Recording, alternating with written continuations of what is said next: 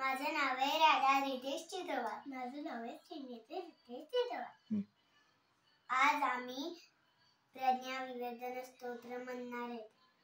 आम्ही आज प्रज्ञा विवर्धन स्तोत्र म्हणणार आहे. अस्य श्री प्रज्ञा